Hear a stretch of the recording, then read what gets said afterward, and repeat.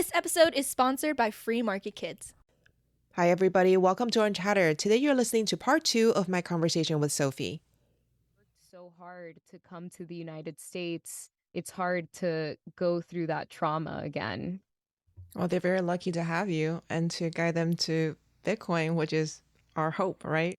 Yeah, no, and I'm very lucky to have Nico, honestly. We're like, our whole family is lucky to have Nico because he's really the one who spearheaded us and made us understand and was like, no, you guys really need to understand this. And once he got it, I started to understand it. And he started telling his parents, my parents, his siblings, his cousins. Like, I mean, well, his cousin knew about it because he was living in Venezuela, so he knew about it from necessity.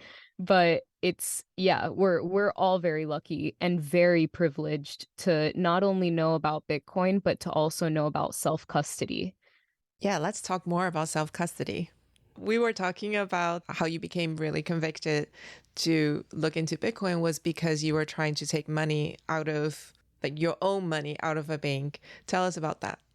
So, yes, this was my orange pill story, coincidentally. It took Nico 2 years to orange pill me because I had a lot of questions and I wasn't sure that, of what Bitcoin really was. Again, the technical aspect has never been my forte.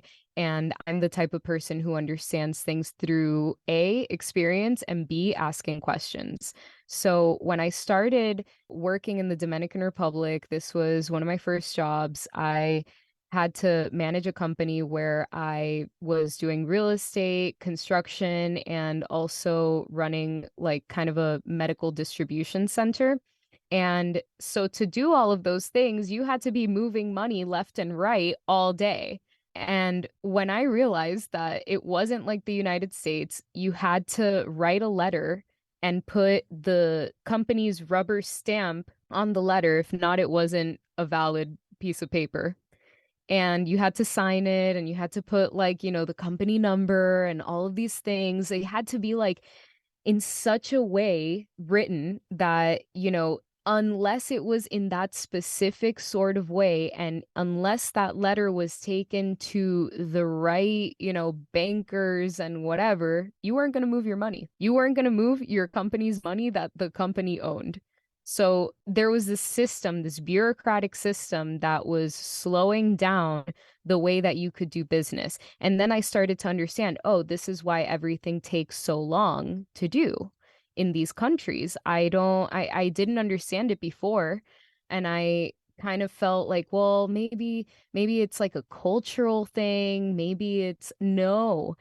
I mean, on a certain level, it's a cultural thing, but it's not. It's a bureaucratic thing where everybody makes it difficult for you to move your money because of the laws and the steps that are in place for you to do this. So when I saw that this was happening, I was like, this is why we need Bitcoin.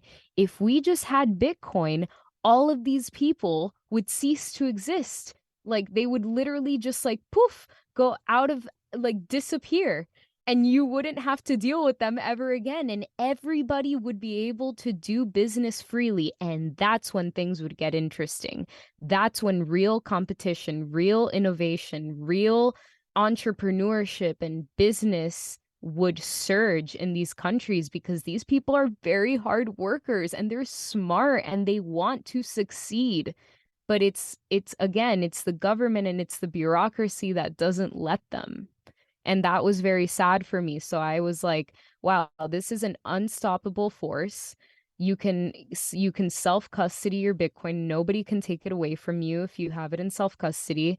And you can transact with it peer to peer now through Lightning more than the base layer because, well, we can get into that later. But that is a revolutionary thing. And that would take power away from so many corrupt people that it would almost disincentivize corruption altogether. It would actually go the other way. It would incentivize people to work harder and to create better systems that would compete so that, they would be the ones that have power, so to speak. Yeah, and the strangest thing in my mind I can't wrap my head around is that your money that you earned with your hard work isn't under your control. That is really, really strange to me. But it also, like you said, like bureaucracy, when it slows people down, it's almost like if I make a very crude comparison to the mandated team projects in colleges, you get a group of people together and there's almost no incentive for someone to do better than the other, because either if you can have a lazy person who never shows up to your group meetings and who will get the same grade as the hardest worker who's the leader of the group trying to pull everybody together. The person who cares the most works the hardest, but everybody gets the same grade. And you take away the incentive, and then it's like, why should I work that hard? Because you have other people who are just along for the ride.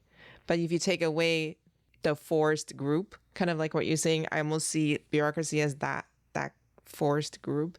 And then you allow people who are willing to work hard to be rewarded for their hard work.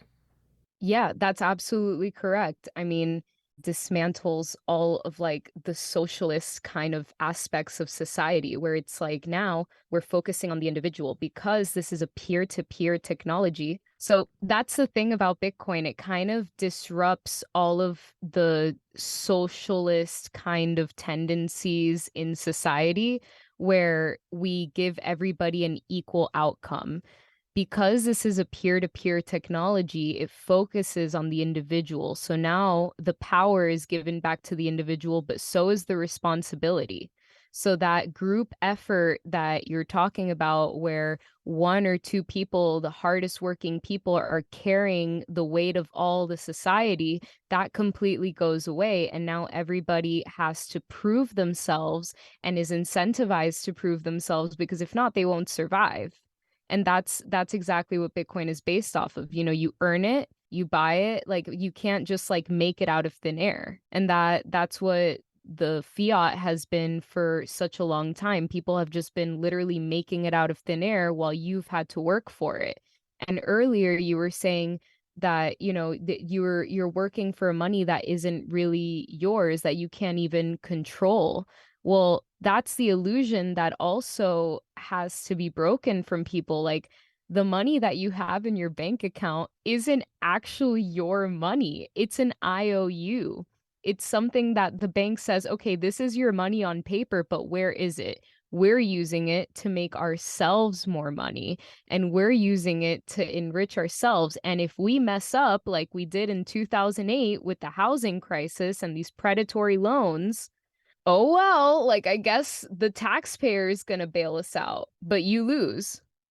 Yeah, I love that Bitcoin literally levels the playing field. And I think that's the one thing that I really try to convince pre-coiners about what is actually happening, the unfairness of what our system allows. So, okay. So I want to talk a little bit about a recent post that you made, because I know that you just came from BitBlock Boom, and you wrote that you had three lessons that you learned, three main lessons that you listed. Would you mind going over those? Because I'm very curious. Yes. Okay. So the first one was Muun Wallet sucks. So I'll tell you a story about that. But actually, I'll circle back to that one because I know everybody wants to hear about it, but that's the least important one. The most important thing that I learned at BitBlock Boom is that not only is Bitcoin itself scarce, so as you know, there are only 21 million Bitcoin, and there will only ever be 21 million Bitcoin, but there's also scarce hash rate space. So the way that I kind of understood it is like the space to transact is like a memory card, and there's transactions that are waiting in line to happen and to clear, and the miners and the nodes and whatever, like everyone is working really hard to make those transactions happen, and then those transactions leave and new ones come in. So I learned that in its high point, there can only be like 200. I'm very much simplifying this, by the way. If you guys want a deeper dive on this, I suggest you go check out Bob Burnett talking about it at BitBlock Boom, but I'm very much simplifying it, so excuse me to all of the very technical people if I'm butchering it. But there, on the high side, we can basically on the base layer, we can only handle 200, a little over 200 million transactions. There are 300 million companies in this world, and there are 8 billion people. And as we said, this is a peer-to-peer technology. So there are going to be billions, presumably billions of transactions a day. What are we going to do if that happens? Because if and when Bitcoin has, mass adoption, there is going to be a problem with transactions. We're going to have to be paying a fortune for these transactions. And that leads me to my third point. Lightning, which is layer 2, is extremely important because what they do is that they take a bunch of those transactions and instead of processing them one by one, they consolidate all of those transactions, like as if you're, the analogy that they use to explain lightning to me is if you're at a bar and you put your credit card down, instead of paying drink per drink per drink, you putting your credit card down and you pay for the whole tab of the night. So if you're consolidating all of these transactions and then putting them through the base layer, you're helping a lot of that, you're helping free up a lot of that memory space, exactly, like essentially. So that was one of the most important things that I learned because I did not know that that was scarce.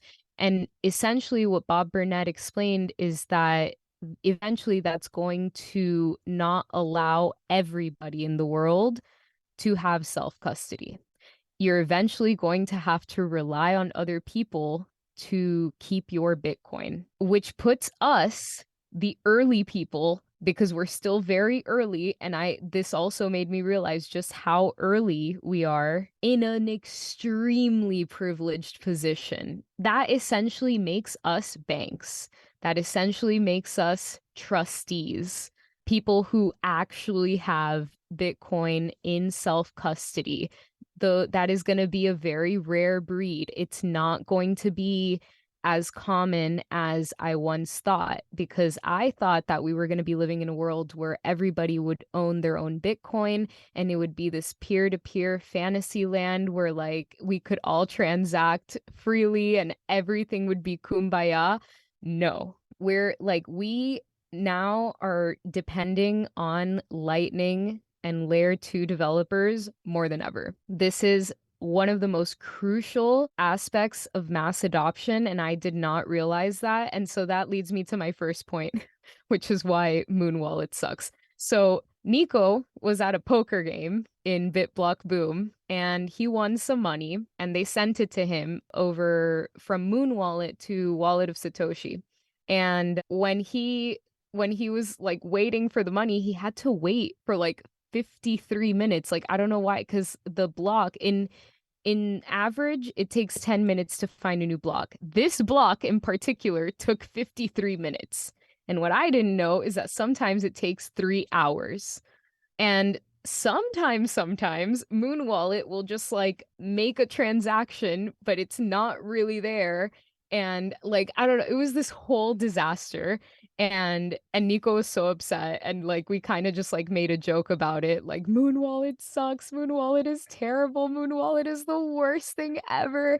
And and these wallets do kind of suck. Like if they don't have Lightning, you're again base layer and in the future you might have to pay an exorbitant amount of money to get your money and to get your Bitcoin. So that was the big lesson at BitBlock Boom for me.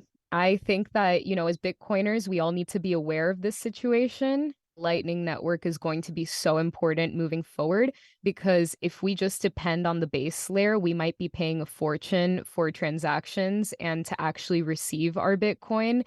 And so yeah, I think that Lightning developers are absolutely going to be crucial for mass adoption, and we need to give them more support. Yeah, there are so many nuances with all of these wallets that are out there. Honestly, they get very confusing for non-technical people like me. So I would have to ask, you know, the developers for their recommendation on which wallet to get. But like you said, if you go on the base layer, because I think Muun Wallet has two options. You can go the base layer or you can go Lightning.